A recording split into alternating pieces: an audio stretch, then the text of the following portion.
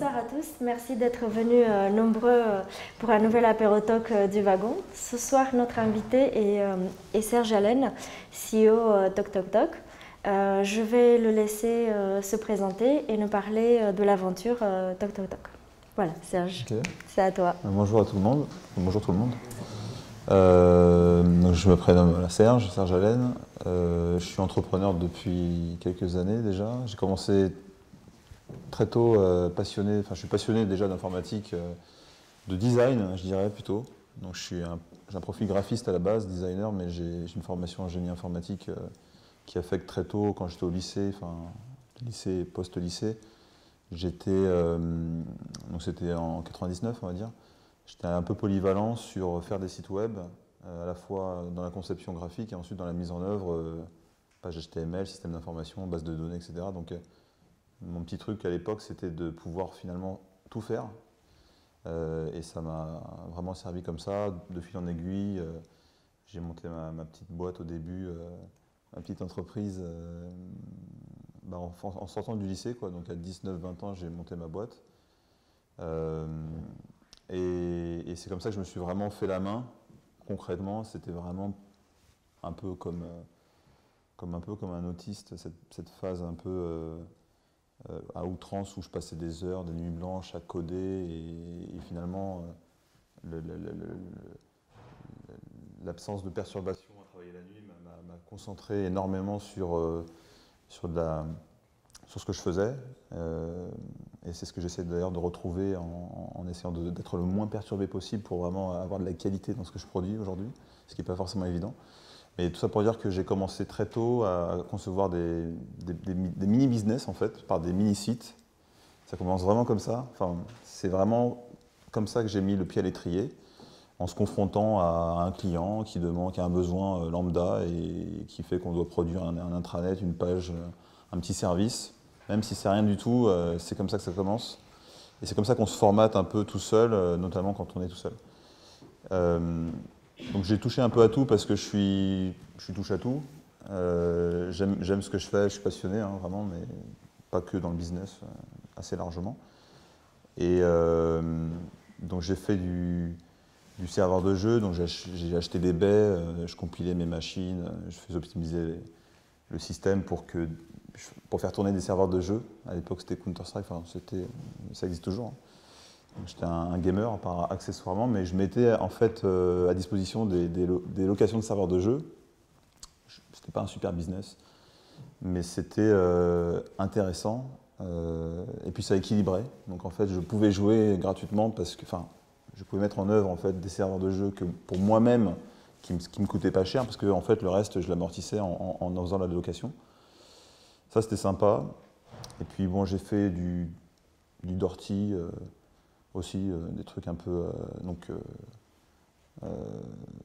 des trucs auxquels je ne toucherai pas forcément maintenant aujourd'hui. Enfin, je vous laisse imaginer peut-être différentes choses.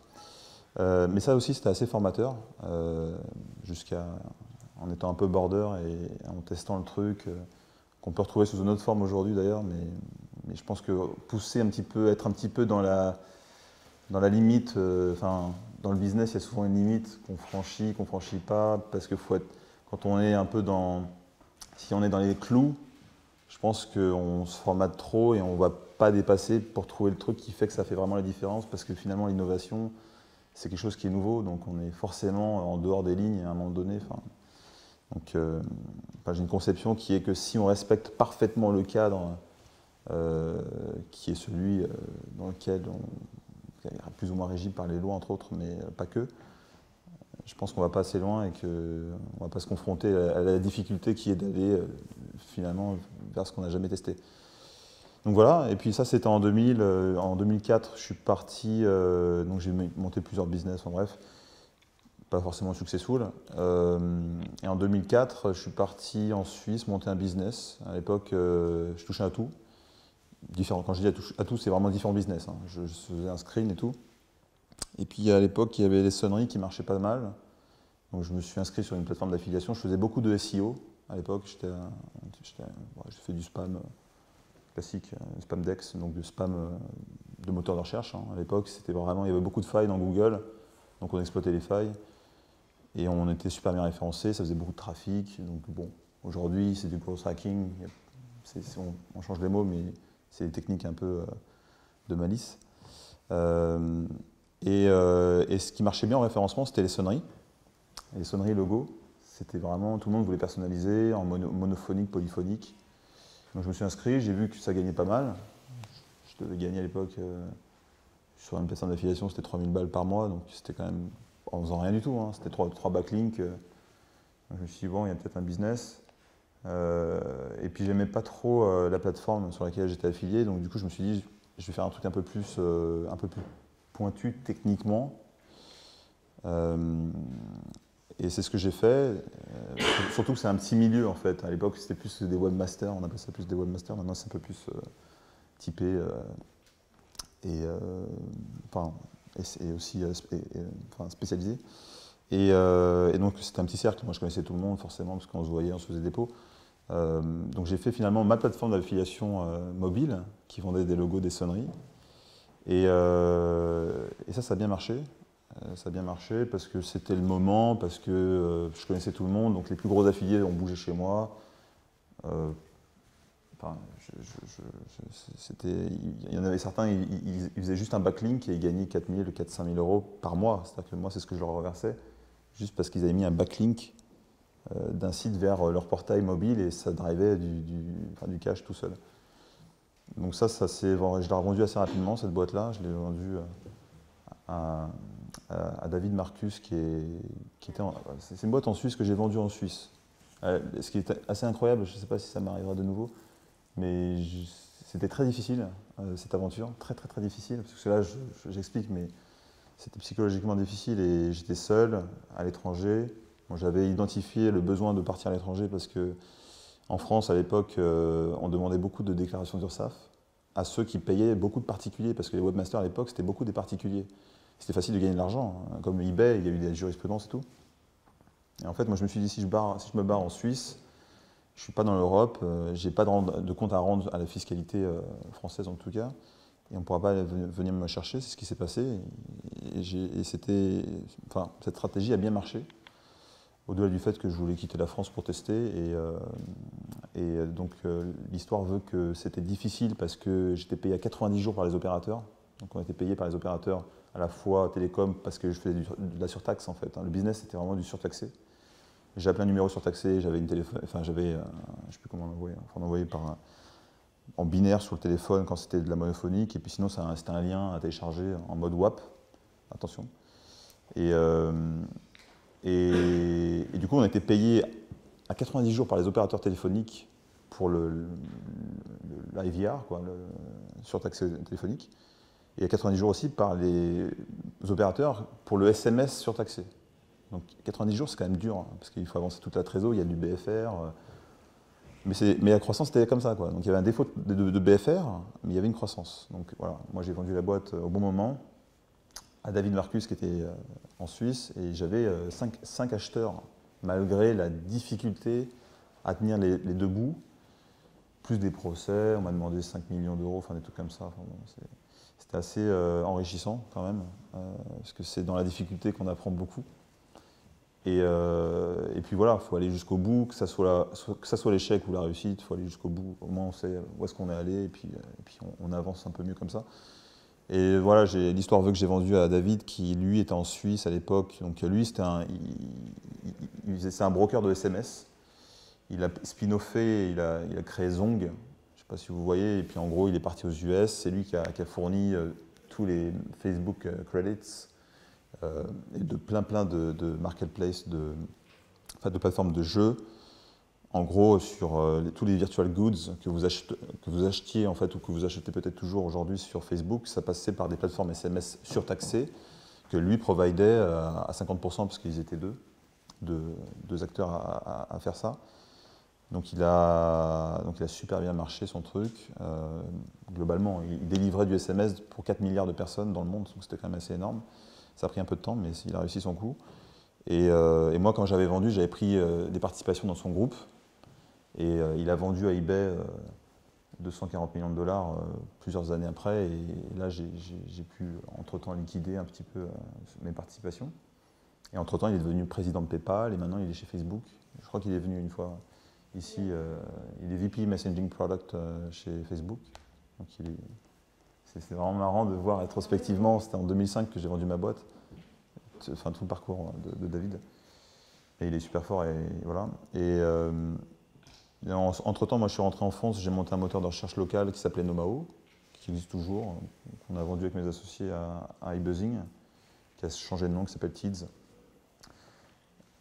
Et oui. Je ne savais pas. Ah bon, d'accord. Voilà. Attends, c'est même pas un scoop et tout. Donc ça, c'était sympa.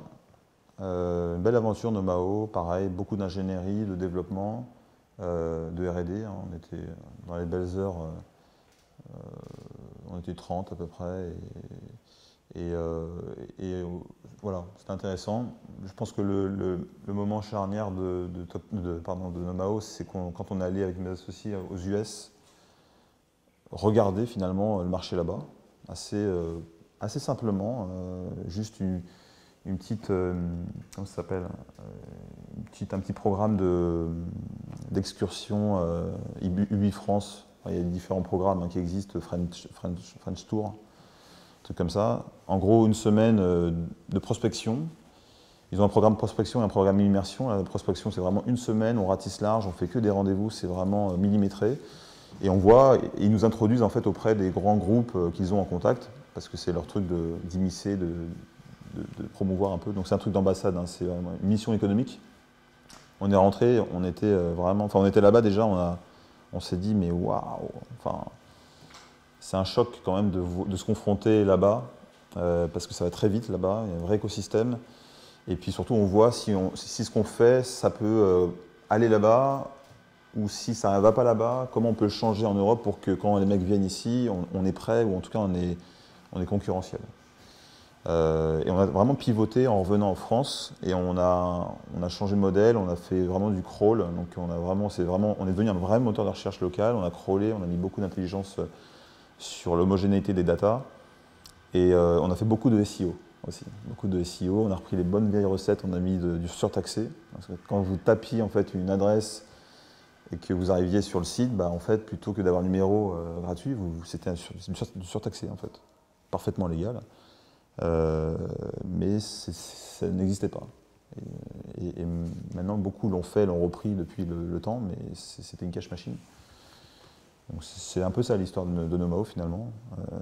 C'est pas la technologie qui a fait le business, même si on avait une super technologie. Et donc on a vendu, on est toujours actionnaire de Tids. Et puis il y a 3 ans, bah voilà, on a envie de recommencer une nouvelle aventure, de se faire plaisir et quand c'est le moment. Et voilà, donc j'ai quitté le groupe pour monter Tototoc. Et donc Tototoc, qu'est-ce que c'est? C'est un service qui vous permet de vous faire livrer tout ce que vous-même vous pourriez acheter dans le commerce de proximité, sauf que c'est pas vous qui le faites, c'est quelqu'un d'autre. Donc vous envoyez un runner, qu'on appelle runner, donc ce sont des indépendants qui accomplissent un mandat d'achat pour le compte du client et qui vont acheter avec une carte prépayée qu'on leur donne, pour pas qu'ils aient souci d'avancer les fonds tout simplement. Et ils vont acheter en magasin comme un client lambda et ils vont remettre en main propre les produits achetés au client final. C'est un peu comme Uber, mais sauf que c'est pas des personnes qui vont d'un point A à un point B, ce sont des produits qui sont déjà disponibles dans les commerces de proximité et qui ne demandent qu'à être vendus pour ensuite être acheminés jusqu'au point C, point D, enfin, jusqu'au client. Et voilà, donc ça c'est assez lourd hein, comme business opérationnel, Tototoc. Même si c'est extrêmement basique en termes de promesses et en termes d'accessibilité au service finalement en tant que client. Et c'est, je pense aussi ça, tout l'enjeu de certains services très simples, c'est que c'est souvent derrière très complexe. Moi j'ai souvent un exemple que j'aime beaucoup parce que je suis client de cette marque, c'est Apple. Apple, vous voyez, c'est un unibody basique, un clavier, un écran, enfin, c'est épuré. Derrière, c'est des années de tourmente pour arriver à un système d'exploitation qui est top, avec du hardware et la symbiose des deux qui est parfait et qui fait que c'est l'un des meilleurs, enfin c'est pas pour rien que c'est l'une des premières capitalisations au monde. C'est compliqué de faire quelque chose de très simple sur une promesse, en tout cas comme la nôtre, qui veut intermédier des ressources humaines qui sont latentes, qui sont connectées, qui ont de la bande passante, qui veulent gagner de l'argent, des marchands qui ont de l'invendu ou des stocks latents à vendre, et qui attendent aussi de faire plus de revenus, et des clients qui ont des besoins et qui ont des besoins maintenant, et qui en plus ont des nouveaux standards à la Uber, parce que c'est instantané, il faut du temps réel, il faut de la qualité de service, il faut de l'expérience client. Et il faut que ça soit customer service, un peu à l'américaine, c'est le client qui est roi, et plus que jamais aujourd'hui. Et donc ce qu'on fait, voilà, sans compter le côté vraiment purement opérationnel, où voilà, il y a un transfert de cash en temps réel sur les cartes prépayées des runners, donc il y a un peu de la logistique, on va dire bancaire et cash. Et ensuite, c'est vraiment comment dire, toute la prédiction et l'estimation du délai qu'on donne au client final pour honorer ce délai, premièrement, et ensuite parce qu'on va faire une cotation en temps réel sur le prix pour livrer. Donc ça, c'est vraiment beaucoup de technologie, beaucoup d'années finalement de développement, de jus de cerveau à plusieurs, pour arriver à un truc qui marche bien aujourd'hui, qui est toujours perfectible parce que je suis personnellement un éternel insatisfait, mais quand on regarde la satisfaction des clients sur TokTok, c'est aussi parlant, parce qu'un tiers des clients consomment tous les mois, ce qui est assez important, en sachant qu'ils sont aussi limités par rapport à l'offre, puisqu'en fait c'est une marketplace, TokTok, il y a de l'offre runner, et puis il y a des clients qui font la demande. Et donc c'est la complexité des marketplaces, c'est de faire monter ça en neige, où c'est un peu l'œuf et la poule aussi. Enfin, c'est pas forcément l'œuf et la poule parce que je pense qu'il faut commencer par l'offre et la sponsoriser. Mais quand on a un défaut d'offre, on frustre une demande, et puis quand il y a trop de demandes, en fait on frustre l'offre, et c'est ça qui est assez complexe. Et notamment, on le voit tous les jours, quand il fait beau, il y a plus de runners. Les clients sortent davantage pour profiter des terrasses. Ça dépend d'ailleurs si la veille il faisait super pas beau ou si pendant une semaine il n'a pas fait beau et qu'il fait super beau. Là, il y a un raz-de-marée dehors, on sent vraiment qu'il y a moins de demandes et il y a beaucoup plus d'offres parce que c'est facile d'être dehors au jardin des Tuileries ou à une terrasse de café, même si en attendant un run. Et inversement, quand il pleut, c'est l'inverse. Enfin, c'est exactement pareil sur Uber. Sauf que Uber, à la différence d'Uber, c'est que Uber, les chauffeurs sont dans des voitures. Donc c'est beaucoup moins ingrat d'être dans une voiture à écouter la radio que dehors à subir les intempéries ou le climat. Et c'est d'ailleurs pour ça qu'on a développé un pricing qui est en réel, bien sûr, mais qui est basé aussi, enfin qui va majorer le pricing pour lorsqu'il fait froid, lorsqu'il pleut, plus ou moins fortement d'ailleurs. Il y a des granularités de pricing, de majoration en fonction des granularités d'intempéries, pour justement à la fois récompenser le runner qui sort, mais à la fois parce que mécaniquement il y a plus de demandes quand il pleut. Donc c'est une sorte de surge pricing comme Uber, mais qui se fait pour commencer aujourd'hui chez nous sur le climat. Donc tout ça c'est extrêmement intéressant parce qu'on gère en fait, on orchestre de l'humain. C'est un people business en fait, TokTok, un peu comme Uber. Il y a une vraie notion de recrutement, de gestion technique sur les applications qu'on donne, pour que finalement le runner, ce soit hyper simple en fait de gagner de l'argent pour lui. Parce que c'est un peu ça, les runners, pour eux, une fois qu'on a fait tout le KYC, enfin tout le background check des runners, ils sont inscrits, ils ont une carte prépayée, ils ont l'application sur leur device, et ensuite, ça y est quoi, c'est facile de gagner de l'argent. Donc, et d'ailleurs, le record, c'est un runner qui gagne, enfin, il travaille souvent le dimanche il y a beaucoup de demandes. Donc le soir, samedi, dimanche, un classique, c'est 350 € par jour. Enfin, 350 € le record le dimanche. C'est quand même, quand je regarde les stats, des fois je me dis, c'est fou. En un dimanche, il fait 350 € de chiffre d'affaires. Est-ce que c'est assimilé à du salaire ou c'est du chiffre d'affaires, c'est quoi? Ah, lui, c'est du chiffre d'affaires parce qu'il est indépendant. Nous, Il est auto-entrepreneur? Nous, on est 7. On est 7 ici. Ouais. Donc, soit c'est des boîtes de course, soit il est auto-entrepreneur, soit c'est tout en fait. Si, il y a un autre format, c'est qu'on a ouvert la plateforme aux particuliers. Donc là, c'est un peu différent, c'est comme Hitch. C'est plutôt du pourboire suggéré. C'est-à-dire qu'en fait, le runner va accomplir une activité non rémunérée, mais elle peut l'être par le pourboire donné au client. Nous, on ne prend pas de commission parce qu'on n'a rien à voir avec eux. Enfin, c'est comme Le Bon Coin. Je suis en one-to-one. On a intermédié par un site. Là, c'est par un site, c'est pareil. Et dans quel cas, et donc là, c'est les runner-hop. Les runner-hop peuvent gagner du pourboire et honorer un mandat d'achat. Pareil. Ils sont au bon vouloir du client. Voilà, exactement. Ce qui est intéressant parce que plus on est, étonnamment, je ne sais pas si c'est étonnant, mais c'est aussi logique quand on regarde, c'est qu'il y a une très bonne qualité de service chez les hop parce qu'il y a cette non-garantie d'avoir un pourboire, paradoxalement. Après, le pro n'a pas le même niveau d'habitude, de rendement. C'est censé être occasionnel, un hop, puisque c'est particulier. Après, si ça devient une activité commerciale, il passe en pro et puis il continue. Mais c'est du complément de revenu, toc. Ce qui est intéressant, c'est que nous, on pense que c'est une manière simple de gagner de l'argent. Parce que tout le monde, il y a beaucoup de runners qui utilisent un Vélib. Donc moi je trouve ça génial. Ils utilisent encore une fois une autre ressource latente qui est pratique, qui est le Vélib. Il y a déjà un parc installé. Ils se connectent, ils reçoivent un push, ils acceptent, ils prennent un Vélib et ils vont délivrer une promesse. Et en échange de quoi ils vont gagner X euros. Donc moi c'est ça qui me plaît. C'est vraiment transformer la manière, utiliser des ressources en fait qui sont inutilisées.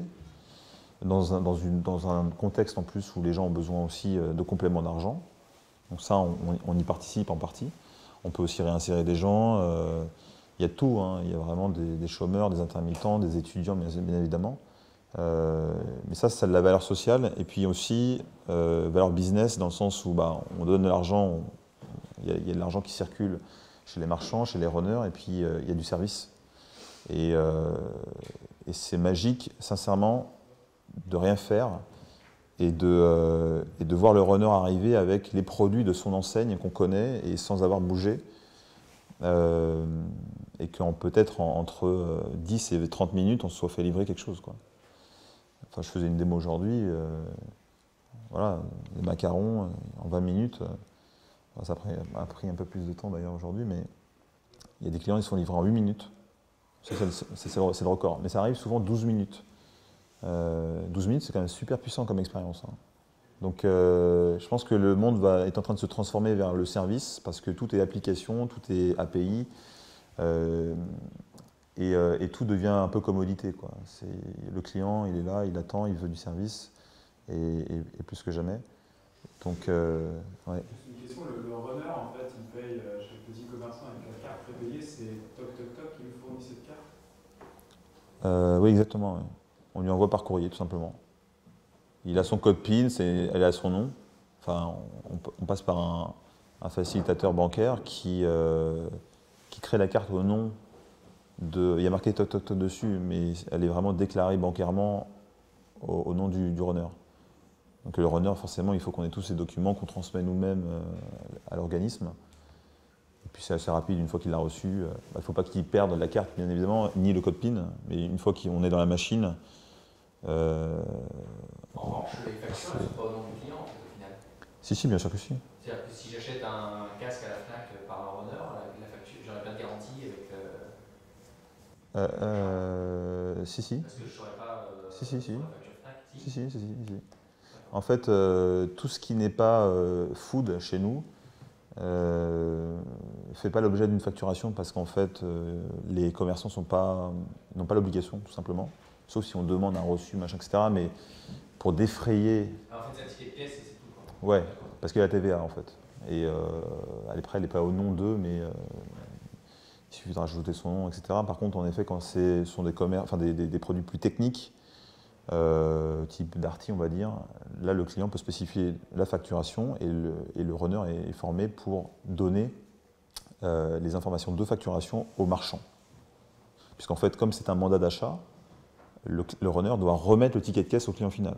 Et d'ailleurs, le client doit vérifier et le ticket, il faut qu'il soit là. Parce que s'il y a un problème avec la marchandise, quelle qu'elle soit, C'est la responsabilité à l'issue de la prestation, elle est entre le marchand et le client. C'est pour ça qu'on peut livrer n'importe quoi. Enfin, on peut acheter pour le compte d'un tiers et ensuite livrer n'importe quoi, et qu'on n'est pas responsable de la marchandise restituée. Bien évidemment, on est responsable de ce pont entre les deux, hein, entre la commande et la livraison. Et c'est pour ça qu'on peut acheter du Doliprane comme des écouteurs Apple, comme une pizza, quoi. C'est la beauté du modèle. La beauté du modèle, c'est qu'il n'y a pas de limite, en fait. Et d'ailleurs, je précise que bon, aujourd'hui, il y a 300 000 références produits, il y a 300 partenaires, etc., des Monoprix, plein de restaurants, des repères de Bacchus, des fleuristes, des pharmacies. Là, à la fin du mois, il y a quelque chose d'énorme qui va sortir, c'est que, enfin, et c'est d'ailleurs le concept originel de Toc Toc Toc, les clients pourront désigner n'importe quel commerce de leur choix via un search bar, et en fait, il y a de l'autocomplétion, ou sinon ils saisissent vraiment manuellement s'ils ne trouvent même pas dans le search, qui passe par Foursquare. En gros, c'est un Foursquare, et puis ensuite, c'est du Suggest. N'importe qui pourra se faire livrer n'importe quoi. C'est-à-dire que moi, je vais taper McDo, les clients vont, enfin, le client pardon, va sélectionner le McDo le plus proche par rapport à sa géolocalisation, notamment sur Foursquare, on peut ordonnancer par proximité par rapport à une location, enfin une localité. Je sélectionne mon point de vente, je mets en vrac ce que je veux de Big Mac, machin, etc. Et c'est exactement le même process, le même mode opératoire. Il y a 2-3 précisions du client, comme quoi est-ce que c'est chaud, froid, fragile, volumineux, pour que nous, derrière, on dispatche automatiquement vers le bon runner qui est équipé, etc., et le plus proche, pour assurer la qualité de service. Et ensuite, c'est le même process. On crédite des fonds, il achète pour le compte d'eux, il livre. Ça, c'est avant la fin du mois, normalement. C'est ce qu'on appelle le any picking. Ça va vraiment radicalement changer, enfin, je pense que ça va littéralement exploser la demande déjà, parce qu'elle est très en attente de cette feature. Mais c'est surtout que ça va rendre le concept vraiment universel, que ça soit vos enseignes, vos produits préférés qui puissent être acheminés vers vous en un laps de temps très court. Voilà. Et vous avez face à, vous n'avez pas du tout développé un modèle où vous avez par exemple, vous avez des partenariats avec des commerces, vous vendez des produits moins chers et votre marque. Alors, sur les frais de service, par exemple, vous avez une pizzeria dans un quartier qui devient la pizzeria dans laquelle vous envoyez le plus de runners et vous avez négocié des prix particuliers avec cette pizzeria-là. Alors non, en fait, comme c'est un mandat d'achat, alors oui et non. C'est-à-dire que comme c'est un mandat d'achat, c'est au prix en vigueur en magasin. Ça, on ne peut pas tricher, c'est impossible, c'est légal. Donc ça ne pourra jamais changer. Par contre, ce qui peut changer, c'est le prix affiché au client qui correspond aux frais de service. C'est les frais que le runner facture au client final. C'est lui qui facture. Nous, on est juste commissionnaire, enfin intermédiaire, on prend une commission en tant qu'apporteur d'affaires. Donc, le prix en magasin sera toujours de vigueur, impossible de tricher. On ne revend pas, encore une fois, on n'est pas acheteur-revendeur. De la même manière que vous, en caisse, vous seriez allé, ou toi, tu serais allé, etc. Ceci étant dit, on peut. Donc, en fait, quand c'est des partenaires, on a négocié aussi des commissions d'apporteurs d'affaires pour les marchands. Donc, grosso modo, quand tout ce qui est référencé chez nous aujourd'hui fait l'objet d'un deal commercial qui fait qu'on a un cashback. Et ce cashback, on pourrait l'utiliser à terme, c'est prévu, pour baisser les frais de service. Donc, être un peu plus agressif. Pourquoi ? Pour rendre le service beaucoup plus mass market, beaucoup plus accessible au plus grand nombre, pour augmenter le volume, créer de l'activité, créer de la fidélité et de la stickiness des runners sur la plateforme. Parce que plus on est connecté, plus il y a du volume, plus c'est vertueux, c'est un business de masse en fait. Hein. Comme tous les business de logistique, ils sont extrêmement vertueux par la masse. Donc il y a un seuil de rupture à partir duquel c'est parti, quoi. Notre concurrent homologue aux US, qui s'appelle Postmates, il a mis 2 ans à faire 1 million de deliveries. Et après, il a mis quelques mois à faire 1 million. Et là, il a mis quelques semaines pour refaire un truc de fou, quoi. Encore 1 million, mais ça, c'était avant qu'il signe un deal avec McDonald's. Donc, récemment, ils ont signé Starbucks, Chipotle et McDonald's. C'est eux qui provide la livraison US. Pardon? Eat. Ouais, alors Uber Eats, c'est différent, c'est intéressant. Enfin, c'est des modèles qui existent. Hein. En fait, ils reprennent ce qui marche. C'est du Spoon Rocket et du Sprig. Je ne sais pas si vous voyez. En gros, en France, c'est Pop Eat, Pop Chef. Il y a ça qui fait ça. Et puis même en bas, il y a un truc qui s'appelle Nestor. En gros, il y a 3 plats. On va dire jamais les mêmes chaque jour. C'est la boîte qui produit les plats, donc il y a un coût de production qui rentre dans la marge opérationnelle. Et il y a une organisation logistique pour livrer. Ouais. Alors je ne sais pas si les gens les runners, enfin si les livreurs sont chargés d'un seul et même plat, mais vraisemblablement des 3 plats. Et en fait, ils assurent du micro-dispatch, et du micro-delivery. En curbside, ça veut dire le client descend et il pick up. Enfin, il récupère il n'y a pas de. Comme c'est extrêmement tendu en termes de marge, parce qu'il faut beaucoup de volume, pas le temps de monter, de perdre du temps, où est-ce que vous êtes. C'est une éducation à l'envers où le client il descend, comme s'il allait chez le glacier, il remonte. Et ça, c'est un gros carton. Pourquoi? Parce qu'en fait, le focus, c'est $10, 10 €, delivery inclus. Donc en fait, je mange une boîte de pasta qui se fait un peu healthy, travailler, qui change tous les jours, mais grosso modo, c'est du remix. Hein. Mais ça le fait, hein, c'est bien présenté, il y a une belle image et tout, enfin, c'est vendeur. Pour $10 ou $12, je mange voilà, des trucs un peu haricots, viande, et puis j'ai peut-être même un dessert que je vais payer pour pas très cher, delivery inclus. Et livré en 10 minutes, je précise. Ouais. Et le runner, c'est des pop ou c'est des pros? C'est les pros. Sur Munchery, qui est aux US, qui fait que du frais et qui fait que de la comment dire, qui a un business que de précommande, eux, ils ont tout internalisé. C'est 600 contrats sociétés. Sprig, je ne sais pas. Spoon Rocket non plus. Mais Uber Eats, je pense que c'est la même logique d'outsourcing de Uber qui est core, qui est historique et qui est basé sur le même modèle. Donc en gros, ils chargent, donc c'est pas des voitures, hein. C'est des coursiers en gros, ils chargent, ils ont un sac plus ou moins qui maintient la chaleur, ça dépend ce qu'ils transportent. Et en fait voilà, c'est du micro-dispatch. Et tu as utilisé le mot pourquoi en fait tu fais pas un service de coursier tout simplement?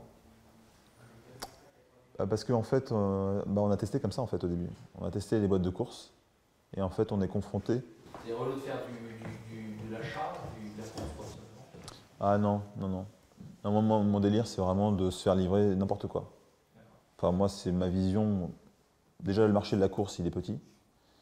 Alors que le marché du retail, si on le voit évoluer vers finalement toute la zone de chalandise que le retailer n'a pas, ça peut devenir colossal. Et puis c'est plus sexy. C'est plus sexy en termes de B2B. Il y a déjà des trucs qui ont existé, qui ont été rachetés par eBay, qui s'appelaient Shuttle.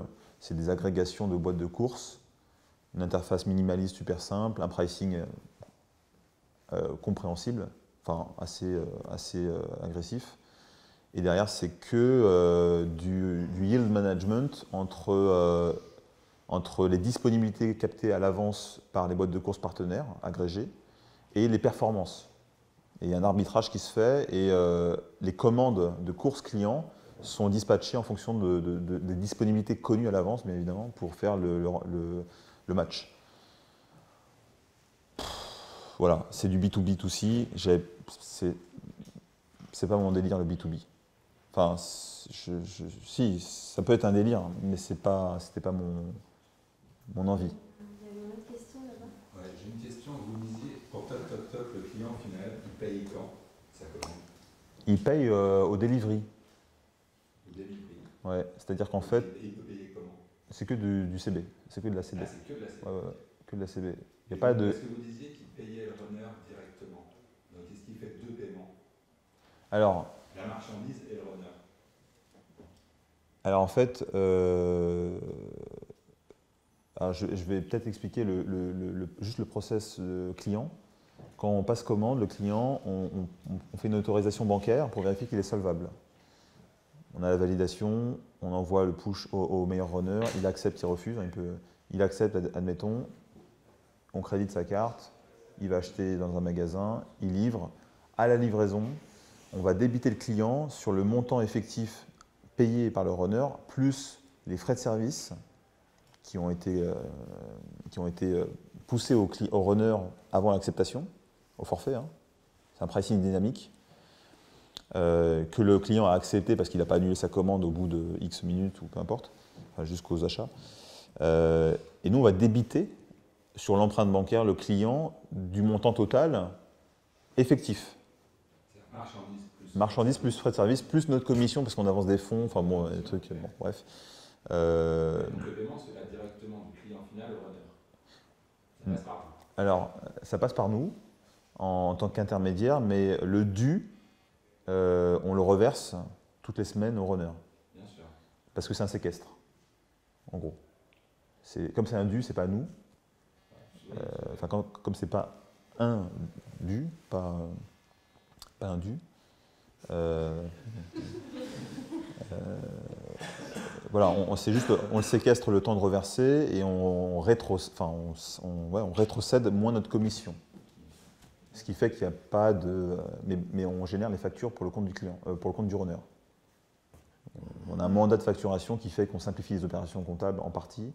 Ce qui fait que le client final va recevoir sa facture du runner. Exactement. Au nom du runner. Au nom du runner, avec l'objet du mandat qui a peut-être changé entre-temps, etc. Enfin, même, bon, niveau billing, c'est déjà assez lourd, parce que c'est aussi innovant dans le sens où il y a une avance de débours. Le runner, il prend en photo le ticket de caisse, parce que nous, c'est une preuve comptable fiscale, même au cas où il le perdrait, le ticket de caisse. Et même pour corroborer qu'il a bien saisi le bon montant et que ça matche avec le débit qu'on match avec le processeur CB. Enfin, c'est de l'avance de cash en fait. Donc il y a une vraie logistique bancaire qui maintenant est éprouvée, mais qui demande du temps quand même pour bien ficeler le truc. Au final, le client il reçoit un reçu par mail, un peu comme Uber. Bon, aujourd'hui, c'est une pièce jointe, c'est pas super sexy. Bientôt, ça sera vraiment dans le corps du mail. Mais le reçu, il est important pour le client en réalité pour comprendre qu'est-ce qu'on lui a débité. Mais en réalité, c'est pas du tout. Si c'est un business qui se fait débiter sa carte, lui, il voudra des factures. Donc là, on rentre dans la facturation qui est plus technique, mais que 95% des clients ne regardent jamais. Parce que le reçu suffit. C'est comme Uber en fait. Uber, il y a un reçu, mais pour chercher la facture, il faut aller sur le uber.com, ils vous mettent ça pendant 3 mois, il faut appuyer sur un bouton, mais parce que voilà, le reçu suffit. Et en plus, il n'y a même pas de TVA, je pense, parce qu'ils facturent de l'étranger, donc finalement, ça revient au même d'un point de vue comptable. Enfin, c'est pas... Ouais. Quelle est la part des différents types de produits que les gens commandent? C'est plutôt de la nourriture, c'est plutôt autre chose? Ouais, beaucoup de food. 70% de food. Peut-être un peu plus, ça dépend. Parce que j'inclus, quand je dis food, pardon, c'est de la restauration. Parce que la pâtisserie, c'est du food, mais c'est pas vraiment de la restauration. Mais il y a pas mal il y a de la pâtisserie. Le gros, c'est vraiment la restauration et les courses. Donc là, il y a plutôt l'envie de manger et la corvée de faire les courses, qu'on retrouve un peu dans la délégation d'achat, qui est par le service Autotoc. Donc c'est intéressant parce que ça reflète un peu ce qu'on n'a pas envie de faire. J'ai pas envie de cuisiner, j'ai envie de me faire livrer tout de suite, et j'ai pas envie de faire mes courses parce que voilà, il y a la queue chez Monoprix. Et après, il y a un peu de tout. De la pharmacie, des accessoires, des fleurs, de la pâtisserie. Et demain, je pense que quand on va lancer la feature Any Picking, il y aura un transfert, on restera en fait sur les mêmes normes, je pense. Il y aura un transfert vers beaucoup de food non partenaires, mais toujours du food. C'est pas un risque d'erreur avec Any Picking qui va s'élargir? Un risque d'erreur dans quel sens? Que le runner ne prenne pas le bon produit. Alors bah, ça, je pense qu'on... Une description complète du produit, du truc, du machin. Ouais. Alors, en cas de doute, le runner, ce qu'il fait aujourd'hui, il appelle le client et il fait la commande en live. Aujourd'hui, de toute manière, même quand c'est bien spécifié via le catalogue qu'on a, il y a souvent des oublis, il y a souvent des erreurs. Donc il y a souvent des gestes commerciaux de notre part, où en fait le client il passe à côté parce que bon, il ne le mentionne même pas, voilà, sauf si en effet il ne mange pas de porc, ça pose un problème et on joue le jeu et c'est normal. Et en même temps, le runner est responsable. Mais c'est parfois difficile, puisqu'en fait, le marchand, des fois, il agrafe le truc à emporter, et même si c'est la responsabilité du runner de regarder, bon, on est conscient de ça. Donc, c'est complexe, même d'un point de vue customer service, SAV, enfin, support client, on va dire.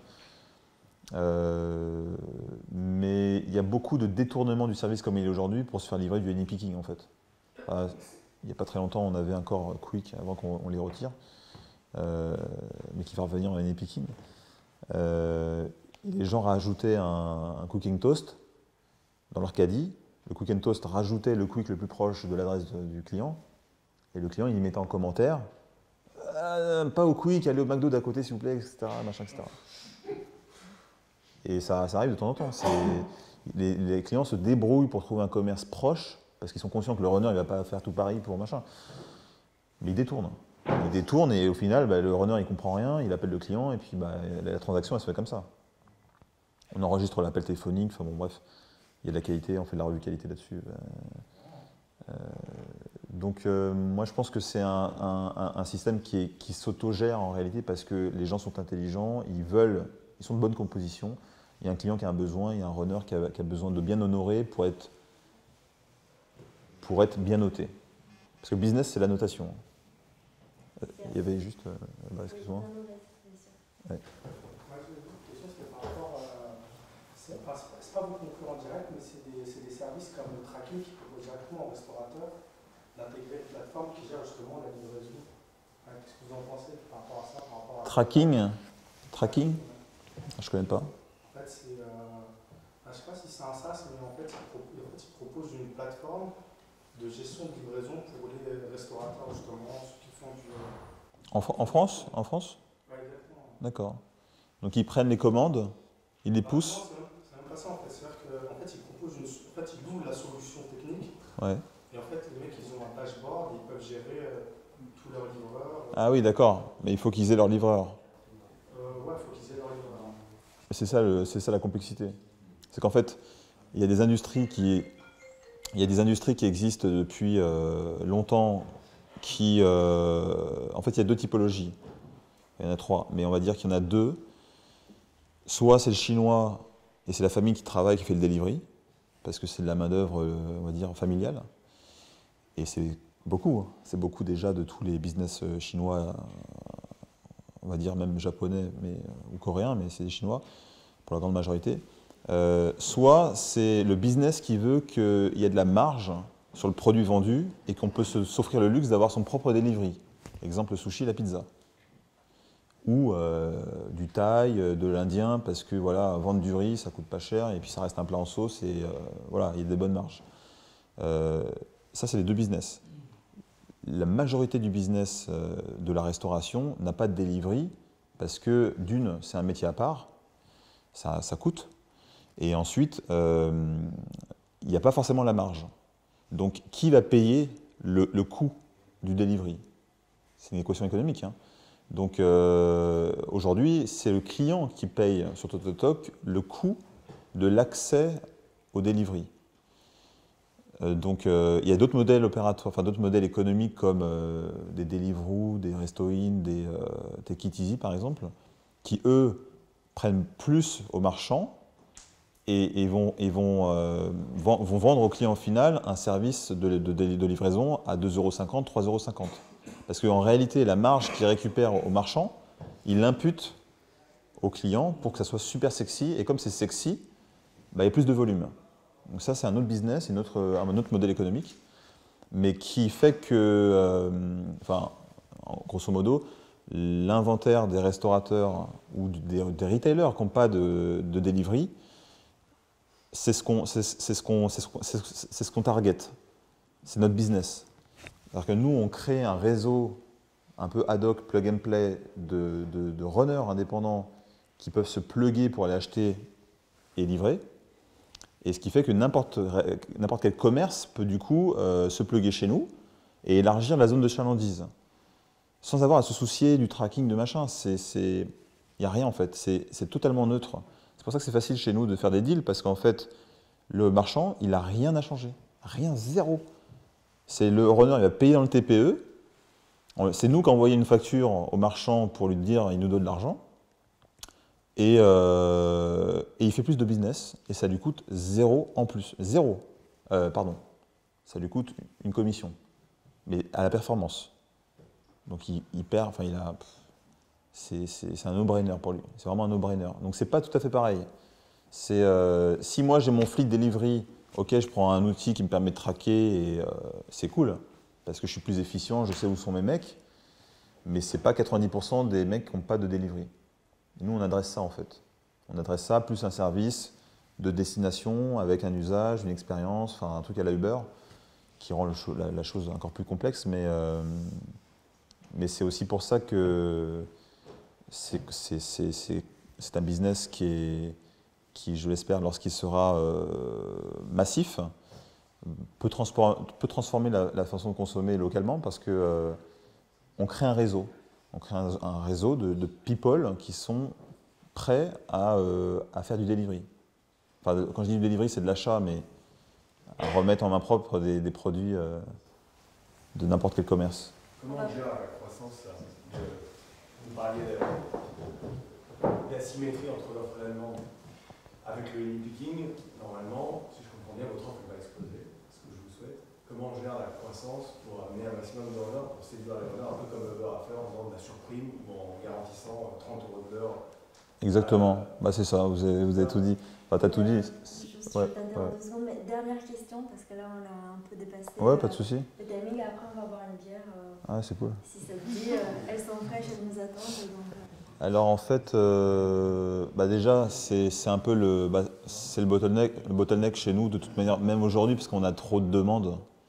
Donc en fait, notre business c'est déjà les runners.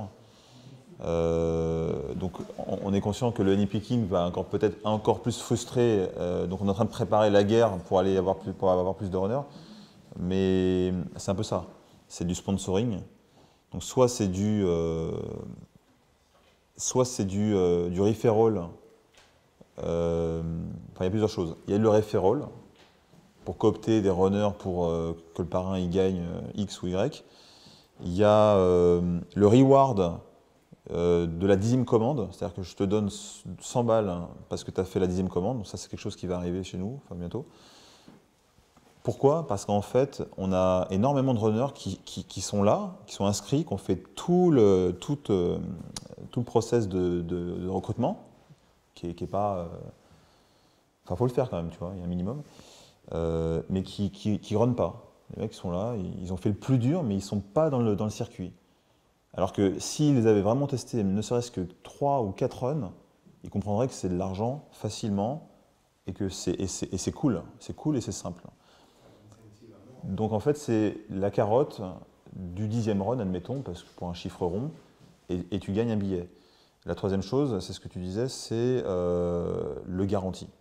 Donc ça, c'est aussi quelque chose sur lequel on travaille, c'est-à-dire que tu te connectes à telle heure, nous on sait qu'il y a du rush, on sait qu'on est saturé, on n'arrive pas à délivrer, il y a des clients frustrés, qui vont nous coûter de l'argent d'ailleurs pour la relance. Connecte-toi, tu gagneras un minimum, il y a 2-3 conditions de base, il ne faut pas que tu te mettes à Melun, parce que tu n'auras pas de run, et en plus tu vas te connecter, tu vas nous coûter de l'argent, donc c'est pas faire, mais voilà, comme Uber, comme beaucoup de marketplaces, en fait c'est ce que je disais, pour moi il n'y a pas d'offre, il n'y a pas d'œuf et de poule, il y a un œuf, l'œuf on va l'appeler l'offre, et l'offre on la sponsorise. Pour moi c'est vraiment ça, enfin c'est pas... Ouais, mais une fois que tu as bâti la demande, parce qu'en fait c'est une fois que le marché s'est régulé un peu automatiquement parce que tu l'as sponsorisé, mais tu l'as un peu trompé au début sur l'offre, les runners ont compris qu'il y avait du business. Parce que l'offre garantie horaire, elle est temporelle. On n'est pas, tu vois, on n'est pas Rothschild. Donc, c'est juste le temps de starter le business et ensuite, il a pris en fait. C'est des œufs en neige, ils sont là, ils tiennent en fait. Et ils s'autorégulent après. Après, c'est vraiment la place de marché qui vit sa vie. Nous, on est juste là pour faire un bid, faire un pricing dynamique de marché qui correspond à du search pricing, qui correspond à des intempéries et qui va maintenir l'équilibre entre trop de demandes qui est prête quand même statistiquement à payer le prix fort et en même temps une offre qu'il faut quand même récompenser parce qu'elle sort quand il pleut. Voilà, en gros, on se concentre vraiment sur un pricing. Demain, notre métier, c'est du runner d'un point de vue gestion, opération, qualité technique, application, plateforme. On est une API en fait. Customer service, bien sûr, pour l'expérience client, mais je pense que c'est le pricing. C'est le pricing. C'est le pricing. Pricing sponsorisé garanti ou à l'acte parce qu'on arrive à maturité. Et juste, c'est quoi le process un peu pour sélectionner vos runners? C'est un peu comme Uber, on passe par class marker, on a un formulaire, on a une formation en ligne. Le runner doit passer un minimum de temps dessus pour pas que ça soit tac, même si forcément on peut tricher, on peut toujours tricher, mais bon, c'est pas ce qu'on recherche naturellement. Donc il y a un minimum de temps à passer sur le formulaire de questionnaire. C'est une plateforme de questionnaire. Et il faut dépasser 86% de bonnes réponses, un truc comme ça. Sinon, il faut recommencer. Pour les pros, c'est contrat en ligne après. Et puis après, c'est papier, document, best practice, rappel par email des trucs. Il y a des newsletters pour informer ceci, cela. Et puis voilà, on doit encore s'améliorer sur les relances pour vraiment justement que les mecs ils aient ça en tête et qu'ils soient piqués. Mais c'est class marker pour le questionnaire.